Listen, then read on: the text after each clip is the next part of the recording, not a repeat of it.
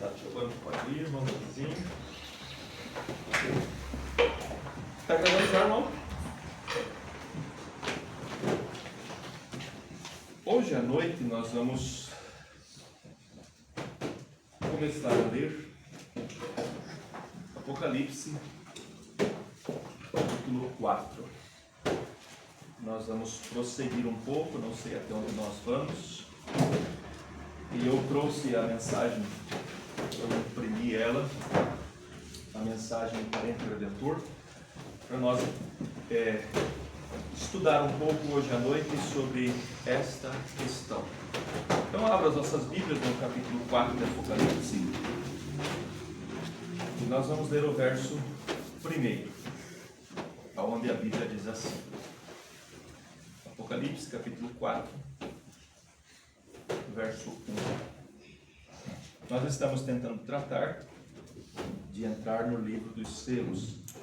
Porém, antes de nós entrarmos nos selos, nós temos que chegar ao capítulo 6, que é onde está registrado os selos.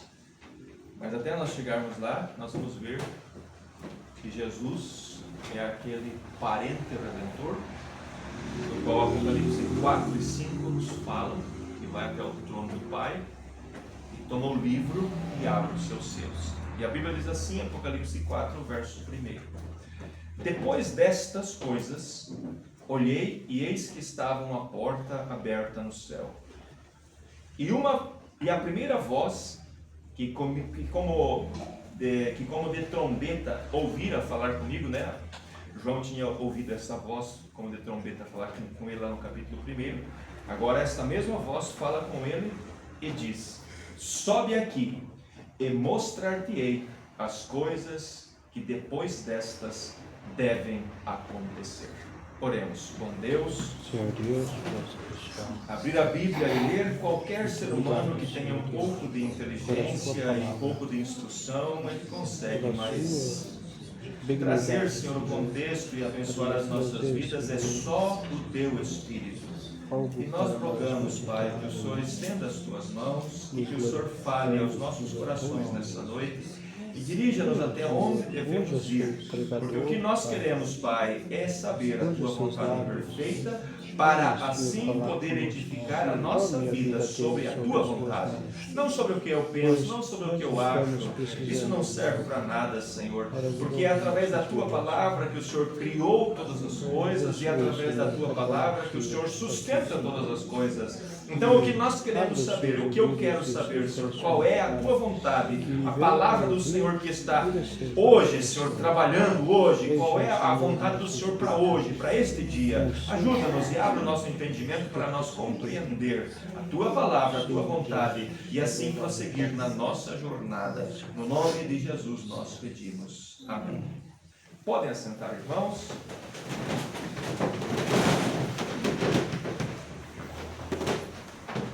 Eu vou ler um pouquinho mais esse capítulo 4 e vamos ver até onde que Deus nos dirige nesta noite. Então, quando João ouviu aquela primeira voz que falou com ele, como voz de uma grande trombeta, aquela voz falou com ele de novo e disse: sobe aqui. O nosso profeta vem e nos ensina que este versículo, ele está falando para nós sobre o arrebatamento. Porque o primeiro capítulo de Apocalipse é quando Jesus se revela. Há algumas traduções que usam o nome Revelação de São João. Não é a Revelação de São João. É a revelação de Jesus Cristo dada a um escriba chamado João. Então o primeiro capítulo do Apocalipse é onde Jesus se revela e se mostra quem Ele é. Quem é Jesus? Se você perguntar para um trinitário, ele vai dizer: Jesus é a segunda pessoa da Trindade. Se você perguntar para um judeu, o judeu vai dizer: Jesus não é nada. Mas para mim e para você, quem é Jesus? Ele é o Verbo que se fez carne. E é isso que Jesus mostra no primeiro capítulo de Apocalipse. Ele diz: eu sou o primeiro e o último. Eu sou aquele que fui morto e eis aqui, estou vivo. Ora, se ele é o primeiro e o último, logo ele não pode ser apenas o segundo, se fôssemos olhar para a doutrina da Trindade. Se ele é o primeiro e o último, e nós sabemos que ele é o Filho de Deus que veio na terra, então ele é Deus conosco.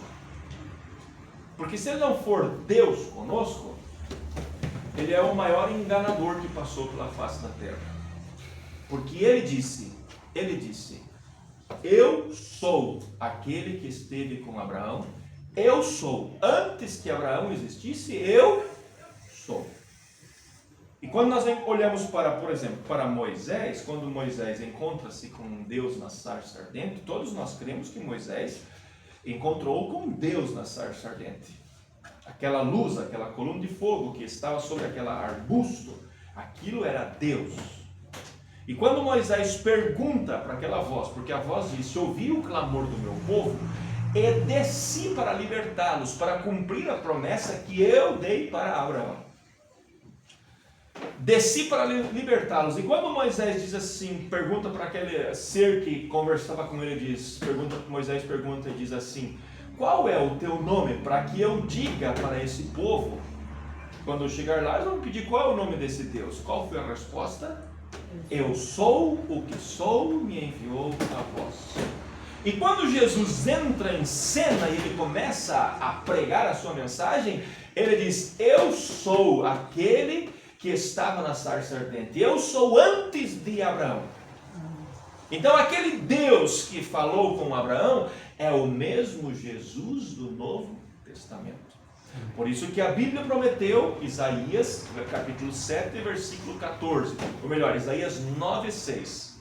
O menino nos nasceu e um filho se nos deu, e o principado está sobre os seus ombros, e o seu nome será um nome maravilhoso. Será conselheiro, será Deus forte, será o Pai da eternidade. Ora, se Jesus era o Deus forte e era o Pai da eternidade, aonde há lugar para um segundo ou um terceiro Deus? E quando nós olhamos para, por exemplo, vamos entrar só um pouquinho aqui para nós compreender, né? Não deixar passar nenhuma dúvida. Quando nós olhamos para a doutrina da Trindade, se nós pudéssemos pegar aqui, deixa eu pegar aqui 3 coisas, só para mim pôr aqui, para que vocês, para que ninguém fique com dúvida. 3 coisas. A questão. A doutrina da Trindade diz que há uma personalidade, que é o Pai, uma personalidade que é o Filho e a outra personalidade que é o Espírito Santo. E contrariando a Bíblia, eles dizem que estes 3 seres formam um Deus. A Bíblia nunca disse isso. 1 São João capítulo 5, versículo 7. A Bíblia diz assim, 3 são os que testificam no céu. O Pai, a Palavra e o Espírito. E estes 3 são um. Eles não concordam em um. Eles são uma única pessoa. E o próximo versículo diz assim, e 3 são os que testificam na terra, a água, o sangue e o Espírito. E estes 3 concordam em um. Então, se a doutrina da Trindade fosse realmente verdadeira, nós teríamos um ser que é o Pai, um ser que é o Espírito e um ser que é o Filho. Agora, quando nós vamos lá para São Mateus capítulo 1, olha o que a Bíblia diz em São Mateus capítulo 1.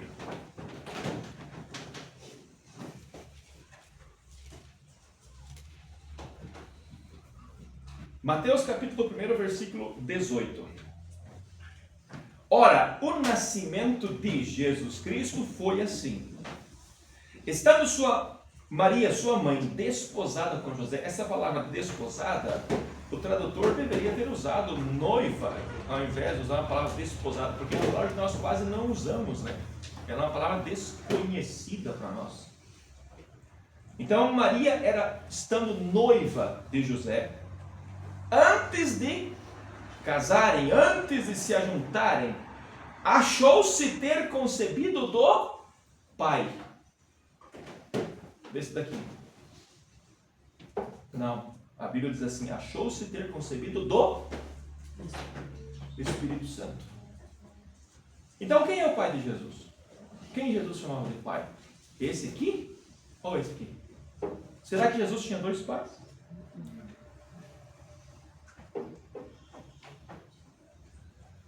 O que é o Espírito Santo? A Bíblia diz em inúmeras passagens: Deus é Espírito. E Ele é Santo. Então, quem gerou a Jesus foi o Espírito Santo. Quem é o Pai de Jesus? É o Espírito Santo. Logo, esta suposta primeira pessoa não existe mais. Ou Jesus tinha dois pais. Um que ele chamava de pai e um que era verdadeiramente seu pai. Então, se nós vamos eliminando pelo que a Bíblia está dizendo, que Jesus ele era filho do Espírito Santo, ele se referia ao Espírito Santo como seu pai. Logo, nós temos apenas duas pessoas, se fôssemos olhar desta forma. Agora, quando nós olhamos para Felipe, em São João, creio que é capítulo 18, no Evangelho de São João, Felipe, Jesus disse assim: eu vou para o Pai, e vocês conhecem o Pai porque Ele habita convosco e estará em vós. Felipe olha para Jesus e diz assim: Senhor, mostra-nos o Pai, é o que nos basta. O que foi que Jesus disse? Felipe, eu estou há tanto tempo convosco, Felipe. Eu estou. Não crês tu que o Pai está em mim e que eu estou no Pai? Agora voltamos para São Mateus capítulo 1. Olha o que a Bíblia diz. E dará luz a um filho, lhe porás o nome Jesus, porque ele salvará o seu povo dos seus pecados. Tudo isso aconteceu para que se cumprisse o que foi dito pelo profeta do Senhor, que diz: eis que a virgem conceberá e dará luz a um filho, e ele será chamado pelo nome de Emanuel. E está escrito embaixo, entre parênteses, Emanuel, traduzido é Deus conosco. Aonde está o Espírito Santo? Habitando naquele corpo gerado por Deus. E quando Jesus, por isso Jesus disse, Jesus disse para os discípulos assim: se eu não for, o Espírito Santo não pode vir. Por quê? Porque o Espírito Santo estava sem medida morando dentro daquele corpo santo. Mas para que o Espírito Santo pudesse vir morar em nós, Jesus tinha que ir pagar o preço como um parente redentor para nos redimir. E todo aquele que o aceita e é batizado em seu nome, recebe o direito de ser cheio de Deus, do Espírito Santo. Amém. Então Jesus, conforme o que Paulo nos escreve em Colossenses capítulo 1, versículo 9, em Jesus Cristo habita corporalmente toda a plenitude da divindade. Então Jesus não era apenas uma segunda pessoa de uma Santíssima Trindade. Jesus era Deus em carne. Agora nós reconhecemos, e temos que reconhecer, que Jesus era humano. Porque quando Jesus chegou diante do túmulo de Lázaro, a Bíblia diz que quando Jesus chegou diante do túmulo de Lázaro, ele chorou por causa do seu amigo que havia morrido. E isso mostra que ele tinha sentimentos como eu e você, humano. Nós não ficamos tristes, não choramos quando nós perdemos um parente? Sim. Mas quando ele endireitou aquele corpo magrelo dele diante do túmulo, ele disse: Lázaro, sai para fora. Aquilo era a voz de Deus, era Deus. Chamando um homem que estava morto há 4 dias, a um caminho de 4 dias. E ele ouviu a voz do seu Criador e voltou novamente. Oh, aleluia. Aquele era Deus em carne. Agora muitas pessoas dizem assim: mas como é que Jesus na cruz do Calvário ele disse: Pai, por que tu me abandonaste? Lógico, é claro, porque Deus não pode morrer, Deus é eterno. Por isso aquele Espírito Santo teve que sair dele e deixar aquele corpo para que ele morresse no Calvário. Mas quando Jesus desceu ao inferno e arrebentou aquela porta do inferno e disse para o diabo: me dá a chave da morte do inferno porque ela me pertence a mim, aquele era Deus. Glória a Deus. Quando ele voltou, passou pelo paraíso, vocês sabem disso, eu já vos falei. Os santos do Velho Testamento, quando eles morriam, eles não iam para a sexta dimensão. Nós hoje, quando nós morremos, nós vamos para a sexta dimensão como salvos. Mas aqueles santos do Velho Testamento, eles iam para um local chamado paraíso. Por isso que aquela pitonisa, aquela feiticeira, quando Saul, Deus não respondeu mais a Saul, porque Saul saiu fora da vontade de Deus, e Deus não respondeu mais por ele, nem por profeta, nem por Urim, Tumim, não respondeu mais. O que foi que ele fez? Ele foi até uma feiticeira. E aquela feiticeira chamou Samuel. Como ela conseguiu fazer isso? E a Bíblia diz que era Samuel, sim. Como ela conseguiu? Sabe por quê? Porque eles estavam em um paraíso imperfeito, protegidos sob o sangue de bodes, de cordeiros, de touros. Eles estavam naquele paraíso imperfeito. Mas quando Jesus ressuscitou, depois que ele tomou a chave do diabo, da casa do diabo, ele passou por aquele paraíso e cumpriu-se aquilo que está escrito em Salmo, creio que é Salmo 24 ou Salmo 46, Salmo 24, aonde a Bíblia diz assim: levantai, ó portas eternas, as vossas cabeças, levantai-vos, ó entradas eternas, e entrará o Rei da Glória. Jesus chega diante daquele paraíso, bate na porta e diz: abram-se portas. Nunca ninguém tinha ido bater lá. O anjo que cuidava daquele paraíso, do lado de dentro, ele gritou: quem é este Rei da Glória? Qual foi a resposta? O Senhor forte e poderoso. O Senhor poderoso na guerra. Quem era Jesus? Era o Senhor Deus em carne manifestado. Amém. E ele pegou aqueles irmãos que estavam no paraíso e levou para a sexta dimensão. Hoje, irmão, nenhuma feiticeira, ninguém consegue acessar lá e trazer o irmão de volta. Porque eles estão em um local de descanso. Esperando o quê? A nossa perfeição. A perfeição da igreja do último dia, a perfeição dos irmãos do último dia, para que aconteça a ressurreição dos mortos, e então nós, os que estivermos vivos, ser transformados e juntos subir a encontrar o Senhor dos ares. Amém. Só vai sair daquele paraíso, irmão, quando isso acontecer. Agora deixa-me fazer uma pergunta para você. Nós estamos falando este assunto, estas pessoas que ressuscitam nesta primeira ressurreição, ou na ressurreição para o arrebatamento. Quem é que ressuscita? Quem ressuscita? Dos nossos irmãos do passado. Nós estamos em uma escola, embora seja uma quarta-feira, mas é o nosso dia de conversar, de termos uma conversa. A Bíblia diz que os mortos em Cristo ressuscitarão primeiro. E nós, os que estivermos vivos, seremos transformados. Né? Abrir e fechar de olho. Quem é esses irmãos que ressuscitam? A que grupo eles pertencem? Eles são a noiva. A noiva. A noiva eles são o grupo de irmãos que compõe a noiva durante todas as eras, desde o primeiro mártir, chamado Estevão, até o último salvo que pertence à noiva, que morreu. Esses são os que ressuscitam nesta ressurreição. E os salvos, aqueles que não pertencem à noiva, aonde eles vão ficar? Onde eles estarão? Eles permanecerão na sexta dimensão. Esperando o quê? Esperando eu e você ir para as bodas do Cordeiro. Eu creio que sou parte da noiva, irmão. Amém. E nós temos que crer. Jesus disse: tudo é possível ao que crer. Aleluia. Nós vamos para as bodas do Cordeiro. 3 anos e meio de festa. Depois disso, o diabo é amarrado e haverá nações na terra. Porque a Terceira Guerra Mundial não vai terminar com todas as nações. A tribulação não vai acabar com todas as pessoas da terra. Haverá pessoas na terra, sim, haverá nações na terra. E eu e você voltaremos para esta terra, purificada agora.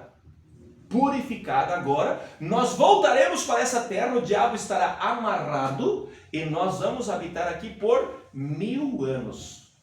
Porque nenhum homem conseguiu viver 1000 anos. Quem viveu mais foi Matusalém, e viveu 969, eu creio que é isso, né? 969 anos. Não conseguiu viver um dia de Deus. Então a noiva, os mortos ressuscitam, os que estão vivos são transformados. Juntos nós subimos para as bodas, 3 anos e meio, enquanto o mundo ficará em tribulação. E aqueles que não pertencem à noiva passarão pela tribulação. E não haverá mais sangue no propiciatório, não haverá mais graça. Eles deverão dar a sua vida pela salvação. Por isso, irmão, vale a pena nós lutarmos, nos esforçar, enquanto a graça de Deus, a misericórdia, ela está disponível. Amém. Diz o Aleluia. pastor Febrônio assim: se às vezes nós vamos no dentista e achamos ruim fazer um tratamento de canal ou arrancar um dente com anestesia, você pense bem fazer ou arrancar sem nada. Alguém já arrancou o dente sem anestesia? Eu não, graças a Deus que não precisei. Pensa, irmão, as pessoas que ficarem aqui, a Bíblia diz que elas vão se cortar as suas veias jugulares e não vão morrer. A aflição será tão grande a ponto que elas gritarão: montes caiam sobre nós, caiam sobre nós. Mas eu e você, a noiva, estará nas bodas do Cordeiro. Amém. Aleluia. Hoje aqui nós passamos por problemas, dificuldades e muitas coisas nós não entendemos porque nós passamos. Mas a Bíblia diz: quando nós estivermos naquele lugar, naquelas bodas, Jesus passará e enxugará dos nossos olhos todas as lágrimas e desatará todos os nós que nós não conseguimos desatar. A Igreja Católica tem uma senhora desatadora de nós. Nós temos um Senhor Jesus. Aleluia. Glória a Deus. Nós temos um Senhor. E Ele vai desatar tudo aquilo que nós não entendemos. Irmão, quantas coisas nós passamos aqui, nós não sabemos por que passamos, eu não entendo. Mas lá não terá nenhuma dúvida, tudo será clareado. E então, depois dessas bodas, nós viemos para a terra, passar aqui 1000 anos de paz. Sabe o que é paz? É como que você deitar na cama, eu sempre digo, né, botar as mãos atrás da cabeça e deitar de barriga para cima e roncar. Isso aí nada te incomoda. Se é um pernilongo, vem te incomodar. Já pensou nisso? Às vezes em quando eu gosto de assistir alguns videozinhos desses camaradas que vão pescar. Eu disse para a Dortes que quando eu me aposentar, eu vou pegar 1 mês e vou desaparecer no meio do mato. Só vou levar um sal e um fogo. Eu acho que não vai dar certo, né? Os pernilongos não vão me deixar. Mas lá não vai ter perigo, lá não vai ter pernilongo para picar você, não vai ter serpente para vir tu correr risco. O leão vai ser 1000 anos, vai ser Jesus morando comigo e contigo.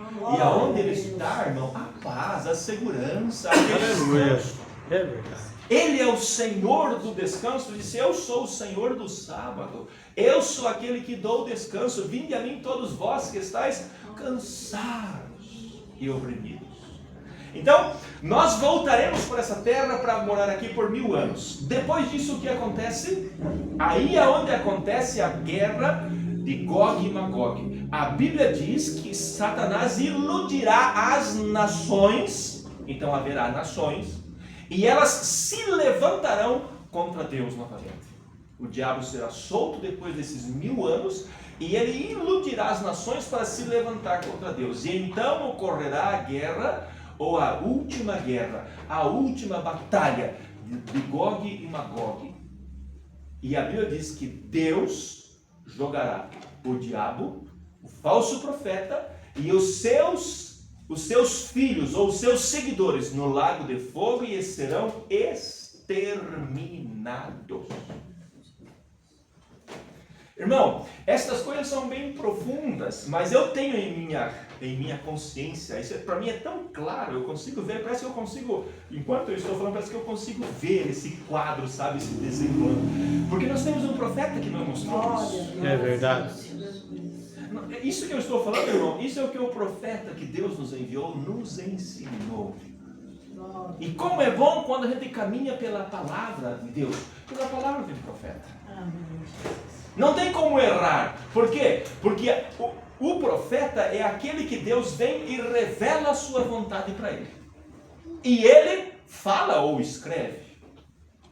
Por exemplo, Malaquias, que foi o último profeta do Velho Testamento, ele profetizou, ele viu aquilo, o Malaquias 3, né, que nós usamos, Malaquias 3, ele viu aquilo se desenrolando. Eis que eu vos envio o meu anjo. Ele estava olhando, ele estava vendo João Batista pregando. E ele escreveu aquilo que ele estava vendo. Por isso, aqueles que caminham pela revelação que Deus envia através dos seus profetas, eles não erram no caminho. Mas aqueles que seguem a teologia, o teólogo, irmão, está perdido. Por isso, irmão, aquilo que nós temos olhado e visto não são coisas da nossa cabeça, são aquilo que Deus mostrou, revelou através da sua palavra ao mensageiro da nossa era. Porque se ele não tivesse revelado estas coisas, irmão, ele não seria o profeta da era de Laodiceia, ele não seria o profeta de Apocalipse 10:7. O próprio irmão Branham, se você que é leitor da mensagem, você vai encontrar que até a revelação dos selos, 1963, creio que foi março ou abril, que o Branham teve a sessão dos selos, até ali você vai encontrar ele dizendo assim: nós estamos esperando Deus enviar o profeta, mensageiro, restaurador. Malaquias 4, Deus tem que enviar o Malaquias 4, antes do seu grande e terrível dia, Malaquias 4 tem que vir. Até ali ele diz, eu não sei quem é, mas a partir de 63, quando Jesus revelou para ele os selos, ele não diz mais isso. Ele não diz, eu sou o profeta. Você nunca vai encontrar ele dizendo isso. Eu sou o profeta de Malaquias 4, de Apocalipse 10:7. Mas ele entendeu que ele era este mensageiro, porque Deus revelou através do ministério dele os 7 selos. Amém. Aleluia. Irmão, e como eu e você sabemos que somos noivos? Como que aquela moça que está namorando com aquele rapaz, como que ela sabe que ela... Quando eles têm o seu noivado, como que ela sabe que ela é noiva dele? Porque ela recebe um anel. Não é isso? Não é esse o nosso costume na nossa religião? Ela recebe um anel na sua mão direita. E às vezes elas gostam de, só dar tchau com a direita, para mostrar o anel. E está certa. Ela sabe que ela é a noiva daquele rapaz porque ela tem um anel e naquele anel tem o nome dele. E como eu e você sabemos que somos a noiva de Jesus Cristo? Como nós sabemos? Como você vai saber? Porque o diabo vem todos os dias e diz na tua mente que você não é nada, que você não é filho, porque você tem problema, que você tem isso e aquilo. Ele diz ou não diz? Irmão, para mim ele diz todo dia, você não vai conseguir. Você não vai dar conta. Você é incapaz. Irmão, sabe por que eu sei que eu sou parte da noiva? Porque ele me deu a revelação da sua palavra para este dia. Amém. Aleluia. Onde você estava antes de Deus abrir o teu entendimento e você entender que há um batismo em nome de Jesus Cristo e que os filhos de Deus, a igreja, o povo de Deus é chamada pelo nome dele, leva sobre si o seu nome, segundo Efésios capítulo 4, versículo 30, a igreja de Deus, a família de Deus toma o seu nome. Onde você estava? Numa denominação, crendo numa trindade, sendo batizado no nome do Pai, Filho e Espírito Santo. Mas quando essa revelação se apresentou diante de você, Deus se apresentou diante de você e abriu o teu entendimento e disse, filho, esta é a minha vontade, eu quero que você seja parte do meu povo. Ali foi onde você foi chamado por ele. Aleluia. E aí o que é que nos faz, porque o noivado é o ato da família, né, que se reúne e a mãe, geralmente é assim, né? A mãe da menina, da irmã, coloca a aliança no dedo do rapaz. E a mãe do rapaz coloca a aliança no dedo da garota. É assim que nós fazemos o noivado. Antes desse ato acontecer, o que o rapaz faz? Geralmente ele compra um buquê de flor bem grandão assim, né? Às vezes um bem pequenininho assim, né? Depende, coitado, ele é pobre também, né?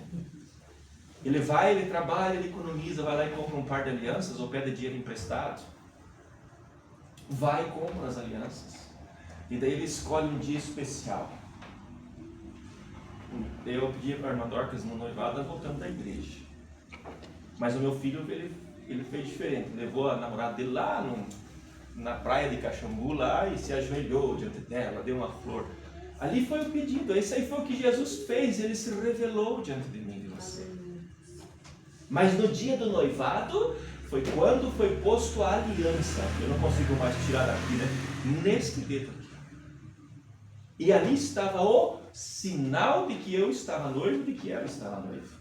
Quando é que isso acontece, irmão? Quando nós recebemos o Espírito Santo. Quando nós recebemos o Espírito Santo. Por isso é que nós temos que caminhar e andar até ser cheios do Espírito Santo, porque Paulo, escrevendo, ele disse: não entristeçais o Espírito Santo de Deus, no qual estáis selados até o dia da vossa redenção. Selo, acabou. Por isso, irmãos, que o noivado, depois que aquele casal de jovens namora por um tempo, se conhece, depois que eles noivam, eles não devem mais quebrar aquele juramento do noivado. Porque o namoro é um período de conhecimento. Mas o noivado é um compromisso de casamento.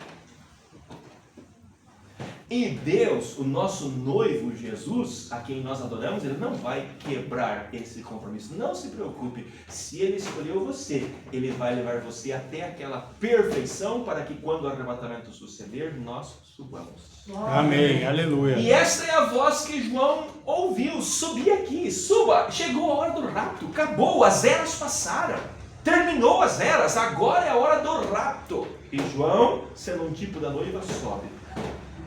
E quando ele sobe, a Bíblia diz assim, versículo 2 de Apocalipse 4: e logo fui arrebatado em espírito, e eis que um trono estava posto no céu, e um assentado no trono. Ora, vocês perceberam? A Bíblia diz: estava posto um trono no céu, e um assentado no trono. Se fosse um assembleiano, ele ia dizer que 3 estavam assentados no trono, mas a Bíblia diz que um. Não era 2, era um trono e um assentado no trono. E o que estava sentado no trono, não é os que estavam, mas é o que estava sentado no trono, na aparência semelhante a pedra de jaspe e sardônica. Eu nem conheço esse tipo de pedra, nem sei como que é. E o arco celeste, o arco-íris, estava ao redor do trono, e era semelhante a esmeralda. E ao redor do trono, 24 tronos. Ao redor daquele trono havia 24 tronos. E via sentados sobre os tronos 24 anciãos, vestidos de vestes brancas, e tinham sobre a cabeça coroas de ouro. Quem será que são esses 24 anciãos? Vocês sabem que Deus tem a sua matemática perfeita.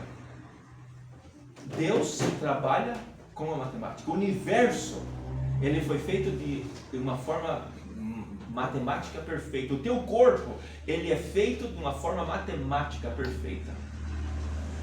Dizem que aquela, não sei se ela é atriz ou que ela é, Gisele Bündchen, vocês já ouviram falar dela?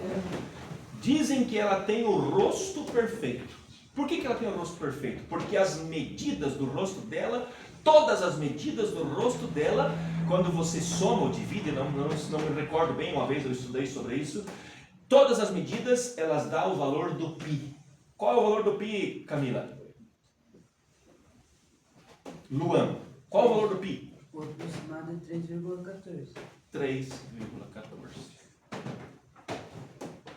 Vocês já viram aquele desenho, creio que é de Leonardo da Vinci, com um homem com as mãos abertas, um círculo ao redor dele, um triângulo? Aquilo são tudo medidas, aquilo é... Deus criou o universo todo com números perfeitos.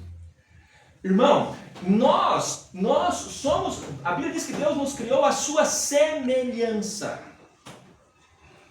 E nós somos feitos, em que número nós somos Com que números nós somos feitos? Você já observou? Nós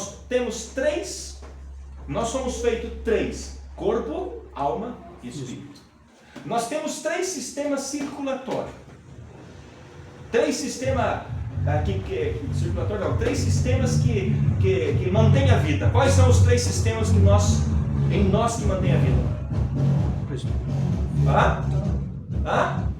Quais são os 3 sistemas? Digestivo, respiratório e o Circulatório. circulatório. Não é 3? O nosso corpo ele sustenta por 3 coisas. Você fica de pé porque você tem 3 coisas que sustentam você. O que é? Ossos, nervos e músculos. A nossa pele tem 3 camadas. Irmão, Deus é perfeito em 3. Por isso que no Velho Testamento ele foi chamado de Pai. Ele estava sobre Israel. Ele não podia viver com Israel, porque Israel estava em pecado. Tinha que vir alguém para redimir. Quando Jesus entra em cena, Jesus é Deus em carne. Deus conosco. E quando Jesus ascende ao céu, ele paga o preço do nosso resgate. Ele vem morar em nós através do seu Espírito Santo.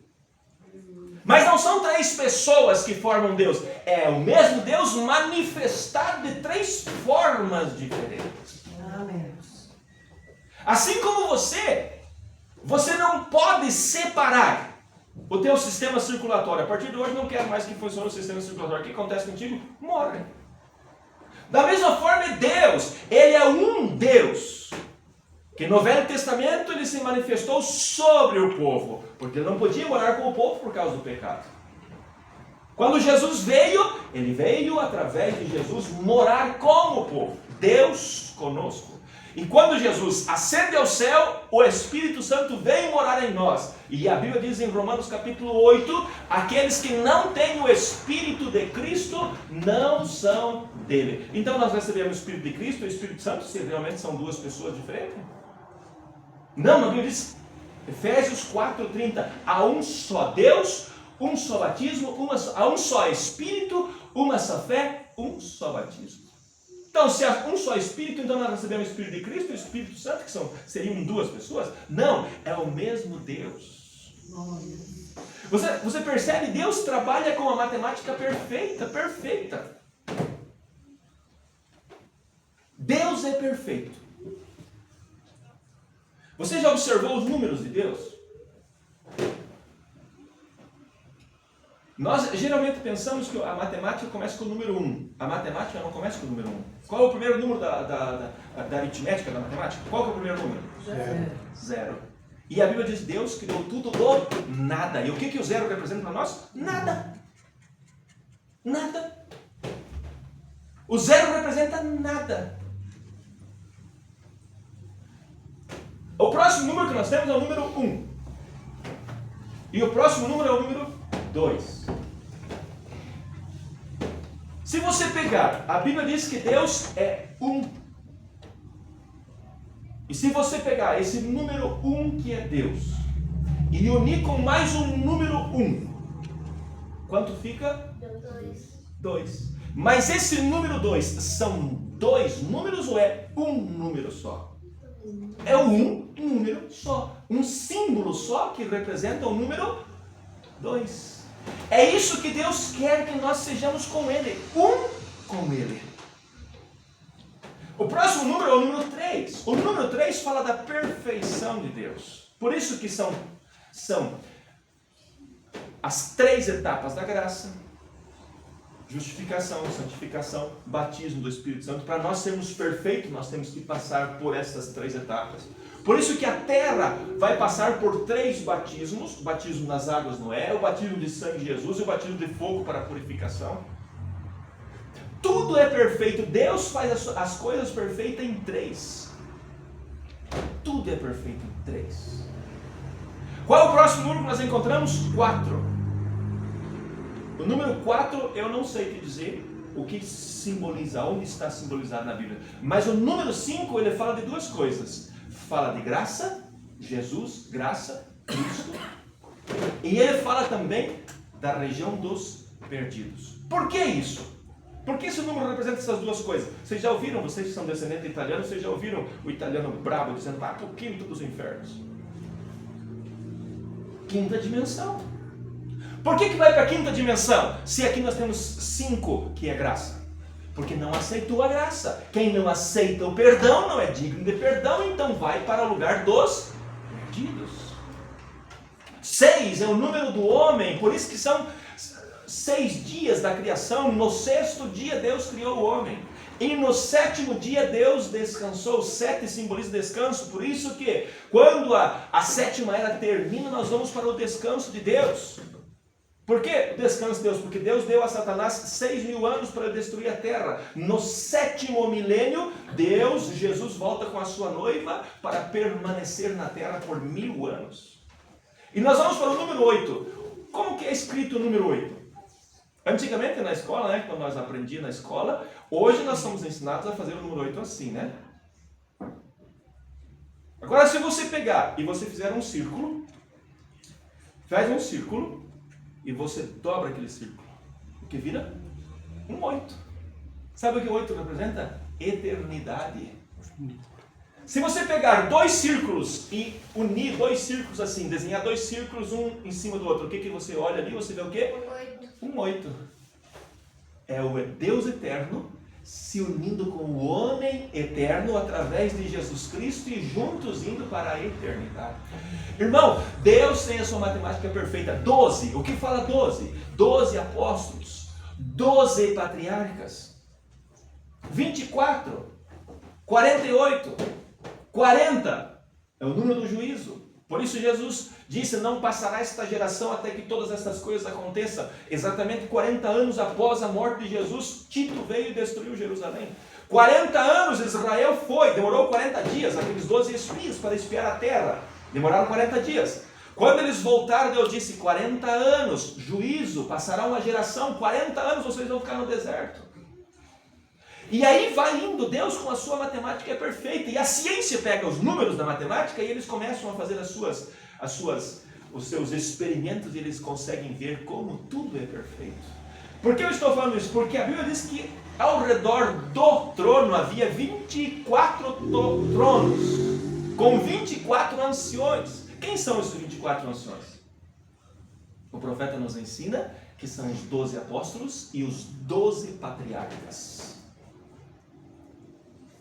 Irmão, por que eu estou dizendo isso? Porque nós vamos olhar mais na frente aquilo que a Bíblia diz que quando aquela voz disse, quem é digno de tomar o livro e desatar os seus selos? Esses 24 anciãos que estavam ao redor do trono, eles não se acharam dignos.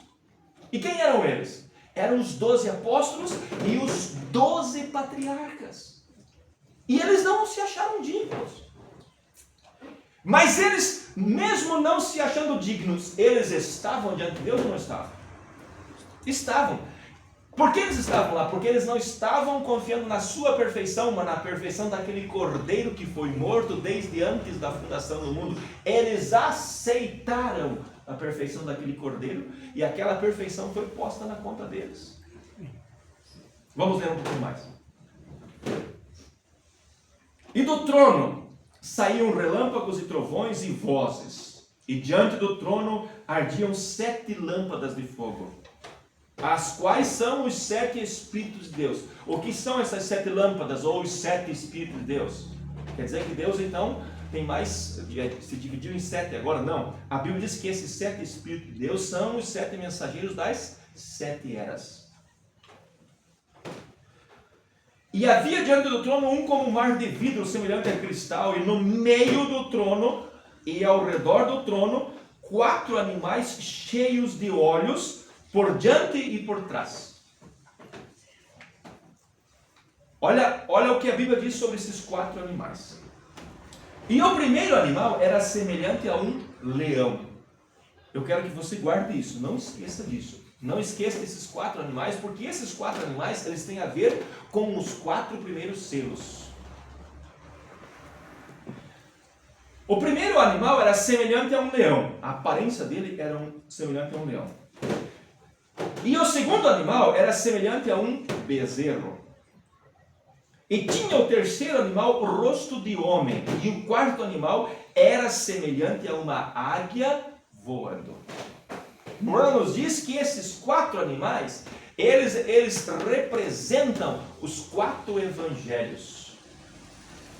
Quais são os 4 evangelhos? Não, quais são os 4 evangelhos? Vamos lá. Mateus, Marcos, Lucas e João. Então, por isso que quando você olha, você olha os 4 evangelhos, irmão. Você olha para os 4 evangelhos, parece que você vê que há uma semelhança entre eles, mas nos 4 evangelhos, nenhum deles relata tudo o que o outro evangelho relatou. Vocês observaram isso? Mateus fala certas coisas que João não falou. Por exemplo, Mateus trata da forma bem criteriosa sobre o nascimento de Jesus. Lucas trata de uma forma mais profunda ainda. Mas Marcos não fala do nascimento de Jesus e nem São João. Por que eles omitiram isso? Porque cada um destes animais, desses evangelhos, está representado nestes animais. O livro de Mateus apresenta Jesus como o rei. Por isso que Mateus 24 ou 23, quando Jesus desce a colina montado naquele jumentinho, o povo aclama, ele diz, Hosana ao rei que vem em nome do Senhor, aquele que vem em nome do Senhor. Porque Mateus apresenta Jesus para nós como o leão da tribo de Judá. O próximo evangelho é Marcos. Marcos, ele mostra Jesus como o cordeiro sacrificial, ou como um animal de sacrifício.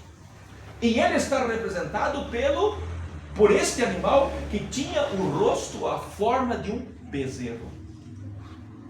E quando nós entramos para as eras, você vai encontrar que dentro das eras tem estes 4 períodos nas eras também. O período do leão foi quando o Espírito Santo desceu no dia de Pentecostes e eles saíram quebrando todas as hostes infernais e Deus levantou Paulo e espalhou o Evangelho. Mas após a morte dos apóstolos, o que aconteceu? Entrou o período da perseguição. Então aquela unção do leão não servia mais. A unção que tinha que entrar agora em cena era a unção do sacrifício. Era a unção deste animal que tinha rosto de bezerro. Vocês estão compreendendo? Amém. Depois disso, a Bíblia diz que o próximo animal tinha rosto de homem. Quem foi que escreveu o próximo evangelho? Lucas. Lucas nem discípulo de Jesus não era. Ele era um gentio. Sabedoria. O homem aponta para sabedoria.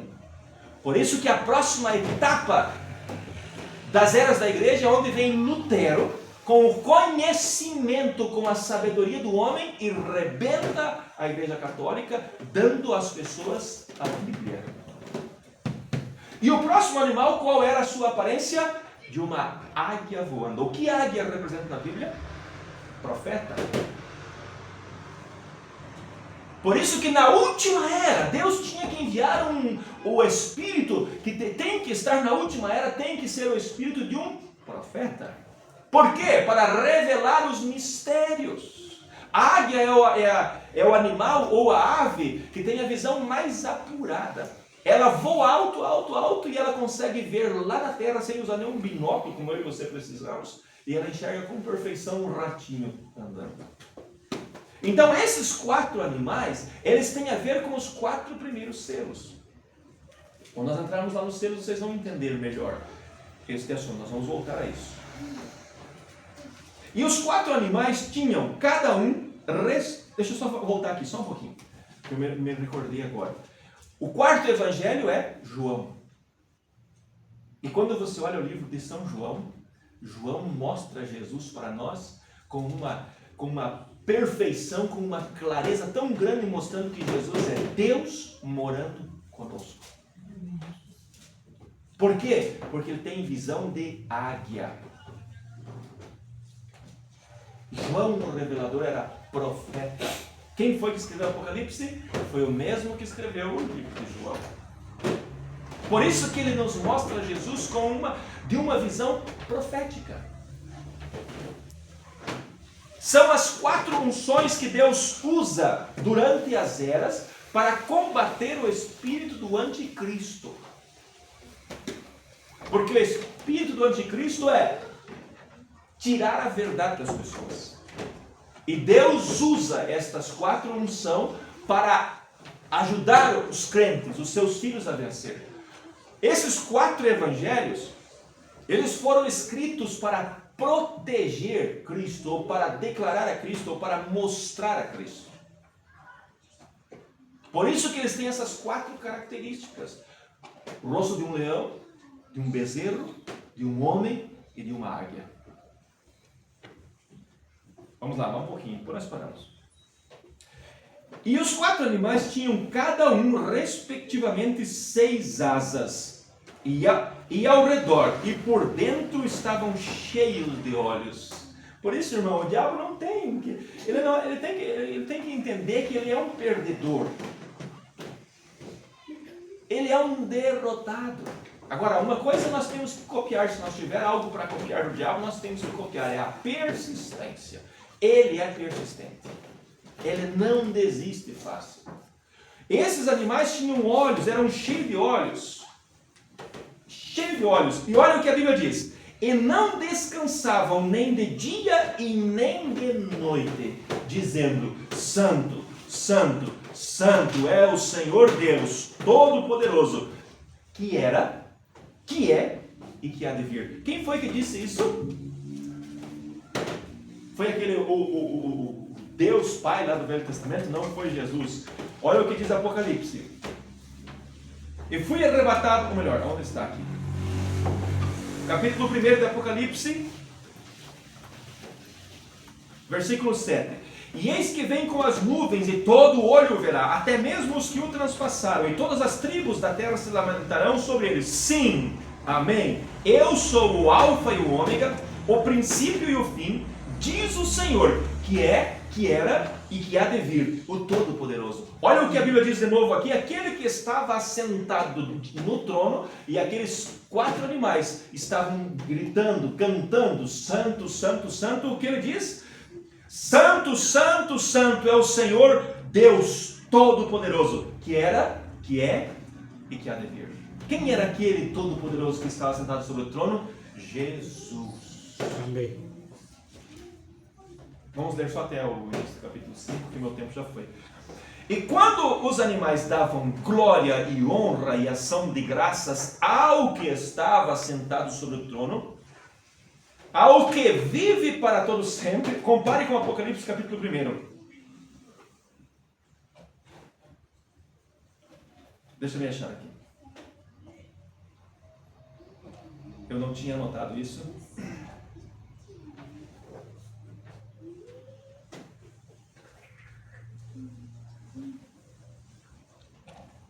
Deixa eu achar onde está. Aquela escritura que diz: eis que eu fui morto, mas eis aqui estou vivo para todo sempre. Onde é? Vamos ler. Revelação de Jesus Cristo, a qual Deus lhe deu para mostrar aos seus servos as coisas que brevemente devem acontecer, e pelo seu anjo as notificou, e as enviou a João, seu servo, a qual testificou da palavra de Deus e do testemunho de Jesus Cristo e de tudo o que tem sido visto. Bem-aventurado aquele que lê e os que ouvem as palavras desta profecia e guardam as coisas que nela estão escritas, porque o tempo está próximo. João, às 7 igrejas que estão na Ásia, graça e paz seja convosco da parte daquele que é, que era e que há de vir, e da dos 7 espíritos que estão diante do seu trono, e da parte de Jesus Cristo, que é a fiel testemunha, o primogênito dentre os mortos e o príncipe dos reis da terra, aquele que nos ama e em seu sangue nos lavou dos nossos pecados e nos fez reis e sacerdotes para Deus e seu Pai. A ele glória e poder e para todos sempre. Amém. Eis que vem com as nuvens e todo o olho verá, até mesmo os que o transpassaram, e todas as tribos da terra se levantarão sobre ele. Sim, amém. Eu sou o Alfa e o Ômega, o princípio e o fim, diz o Senhor, que é, que era e que há de vir, o Todo-Poderoso. Eu, João, que também sou vosso irmão e companheiro nas aflições no reino, na paciência de Jesus Cristo, estava na ilha chamada Patmos, por causa da palavra de Deus. Lembra que eu falei no outro dia, que não era porque ele era criminoso, mas era por causa da palavra. pelo testemunho de Jesus Cristo. E fui arrebatado em espírito no dia do Senhor, e ouvi detrás de mim uma voz, como voz de trombeta, que dizia: o que vês, escreve-o num livro e envia às 7 igrejas que estão na Ásia, a Éfeso, a Esmirna, a Pérgamo, a Tiatira, a Sardes, a Filadélfia e a Laodiceia. E virei-me para ver quem falava comigo, e virando-me vi 7 castiçais de ouro, e no meio dos 7 castiçais, um semelhante ao Filho do Homem, vestido até aos pés com uma veste comprida e cingido pelo peito com um cinto de ouro. E a sua cabeça e os cabelos eram brancos como a lã branca, como a neve, e os olhos como chama de fogo, e os seus pés semelhante a latão reluzente, como se tivesse sido refinado numa fornalha, e a sua voz como de muitas águas. E ele tinha à sua destra 7 estrelas, e da sua boca saía uma aguda espada de 2 fios, e o seu rosto era como o sol, quando na sua força resplandece. E quando vi, caí aos seus pés como um morto, e ele pôs sobre mim a sua destra, dizendo-me: não tema, eu sou o primeiro e o último, o que vive, fui morto, mas eis aqui estou vivo para todo sempre. Compare com a escritura que nós estávamos lendo.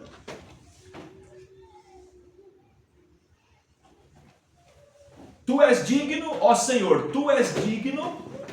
E quando os animais davam glória e honra e ações de graça ao que estava sentado sobre o trono e que vive para todo sempre. Compare isso com aquilo que João ouviu ele dizer: eu fui morto, mas eis aqui, estou vivo para todo sempre.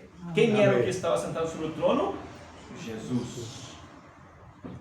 E os 24 anciões prostravam-se diante do trono, diante do que estava sentado sobre o trono, e adoravam o que vive para todos sempre, e lançavam as suas coroas diante do trono, dizendo: digno é, Senhor, de receber glória, honra, poder, porque tu criastes todas as coisas, e por tua vontade são e foram criadas. Olha o que a Bíblia diz em São João, capítulo 1. Vamos ler só mais isso aqui, eu prometo para vocês que eu encerro. Quando a gente começa a entrar, é tão bom que a gente não quer mais parar, né? São João, capítulo 1. No princípio era o Verbo, e o Verbo estava com Deus, e o Verbo era Deus. Ele estava no princípio com Deus, todas as coisas foram feitas por Ele. E sem Ele, nada do que foi feito se fez. Quem fez todas as coisas? Aquele que estava sentado no trono. Quem é Ele? Jesus. Então, se houvesse realmente um outro Deus além de Jesus, Ele está desaparecido. Não aparece em nenhuma escritura Ele. Por isso, irmão, Jesus é Deus em carne. Ele veio para resgatar quem? O seu povo. Quem é o seu povo? Os seus filhos. Quem são os seus filhos? Eu e você. Amém. E os demais irmãos de todas as eras, e os demais irmãos da nossa era. Somos seus filhos. Por isso nós podemos viver felizes e agradecidos. Nós temos um bom Pai. Aleluia. Ele nunca lançou em nosso rosto as nossas necessidades. Nunca. Ele nunca fez isso. Até aquela mulher de Sirofenícia, quando ela foi correndo atrás dele e dizendo: Senhor, filho de Davi, tenha misericórdia de mim. Ele não era filho de Davi para ela. Para ela, ele era Senhor. Filho de Davi era só para os judeus. E nós vamos entrar nessa expressão também. Meu Deus, irmãos, são tanto que nós devemos entrar e compreender. É tanta coisa. Agora, irmão, uma coisa eu quero te dizer. Nós não somos salvos por conhecimento. Nós somos salvos por revelação de quem é Jesus. Amém. Nós não vamos ser salvos por nós entender os selos, as eras. Não. Nós somos salvos quando nós recebemos revelação. E revelação é fé. Por isso Jesus disse: quem crê em mim tem vida eterna. Só pode, Jesus também disse, ninguém pode vir a mim se o Pai não trouxer. Ninguém conhece o Pai senão o Filho, e a quem o Filho quiser revelar. Então, revelação, ela simboliza ou significa fé. E a Bíblia diz que a fé é o firme fundamento das coisas que se esperam e a prova das coisas que nós não vemos. Então, nós temos muito que entrar até nós chegarmos nos selos. Por isso que eu estou entrando devagarinho, falando. Eu não vou entrar direto no selo. O selo é isso. Eu sei o que o selo é. Eu já li. Eu sei o que é. Mas eu quero que nós vamos caminhando para você ir entendendo como a palavra de Deus é tão perfeita e tão sincronizada que não tem como falhar, não tem como errar. O brother diz, se você ler um versículo da Bíblia e você não ver Cristo nele, volte e leia de novo, porque você não leu no Espírito. A Bíblia, ela revela Cristo desde o Gênesis até Apocalipse. A Bíblia é a revelação de Deus. Agora, quem vai ter revelação? Só os filhos, a quem Ele quer revelar. Só vai conhecer a Deus aquele a quem Ele quiser mostrar, revelar. Por isso que os fariseus não entenderam, não compreenderam, porque eles não eram chamados. Por isso que Faraó se colocou diante de Moisés e disse, vocês não saem daqui. Sabe por que ele se colocou? Porque ele não tinha revelação. Se ele tivesse revelação, ele disse, eu vou junto, Moisés, contigo. E o mundo em que nós estamos vivendo é a mesma coisa, irmão. Sabe por que eles combatem o Evangelho? Porque eles não têm revelação, eles não são filhos. Mas eu e você, Deus nos chamou para ser seus filhos. Amém. Por isso, valoriza o que Deus tem te dado. Quem sabe no próximo sábado nós sigamos, eu creio que nós vamos seguir com Apocalipse 5, e aí nós vamos entrar nesta mensagem, o parente redentor. Amém. Irmão, quando eu estava lendo essa mensagem, eu até não tem como não se emocionar e ver como Deus é bom para nós. Aonde nós estaríamos se Deus não tivesse tido misericórdia em mim e de ti? Onde nós estaríamos? Onde eu estaria? E não é a minha capacidade, não é a tua. É Deus. É Deus. É a sua graça, é a sua misericórdia. Só isso. Amém. Então nós vamos deixar aqui, porque o meu tempo já encerrou, né? Deu 1h15 mais ou menos o que eu falei. O tempo que eu falei, 1h10. Nós vamos deixar aqui. No sábado, se Deus permitir, nós vamos dar mais uma caminhada, mais uma lapidada. Vamos entrar um pouquinho mais profundo. Vamos ver até onde nós vamos, para nós entrarmos nos selos. Pelo menos nós vamos falar pelos 4 primeiros selos. Porque os 4 primeiros selos, eles têm a ver comigo e contigo. Amém. A igreja, ela é raptada no final do 4º selo. O 5º selo é as almas perdidas. O 6º selo, eu acho que é sobre os judeus, não tenho certeza, me esqueci. E o 7º selo é a meia hora de silêncio. O que é a meia hora de silêncio? Jesus disse, nem eu sei, só o Pai sabe o dia da minha segunda vinda. Amém. E o Murana mostrou o 7º selo e disse, é ao dia da vinda de Jesus Cristo. E ele não disse dia tal e tal e tal e tal, porque Jesus disse, ninguém sabe. Deus nos ajude, eu espero que isso que nós falamos possa animar, né? Nos ajudar aí um pouquinho mais adiante. Vamos ficar em pé? Não é, Vinícius? Vamos ficar em pé, né? Eu espero não ter cansado vocês. Vai ser postado no nosso canal. Se você ficou com alguma dúvida, você ouça, e se você ficar com dúvida, pode escrever a tua pergunta. Às vezes você tem alguma coisa que você quer saber, você não gosta de perguntar ao vivo, escreve lá, ou me manda no WhatsApp, ou me manda um recadinho aí quando passa a salva de oferta, bota um papelzinho ali, e se for algo que eu puder te ajudar, nós iremos responder, tá bom? Bom Deus, nós somos o povo mais feliz da terra, porque o Senhor nos deu, além do conhecimento da tua vontade para esse dia, o Senhor nos deu o teu Espírito que nos ajuda a viver esse conhecimento. Que adiantaria nós sabermos, Pai, todas estas coisas e não poder viver? Vivêssemos a vida de mentira, de trapaça, de engano. Que adiantaria, Senhor, saber que há um céu e não poder entrar no céu? Mas o Senhor nos deu a graça de saber que é o céu e nos deu a graça de ter o Teu Espírito que nos protege, que nos sustenta, que nos dá graça para vencer o mundo mau em que nós estamos vivendo, para poder, ó Deus, aquele dia da Tua vinda estar prontos e aptos para entrar na eternidade. Muito obrigado, Senhor.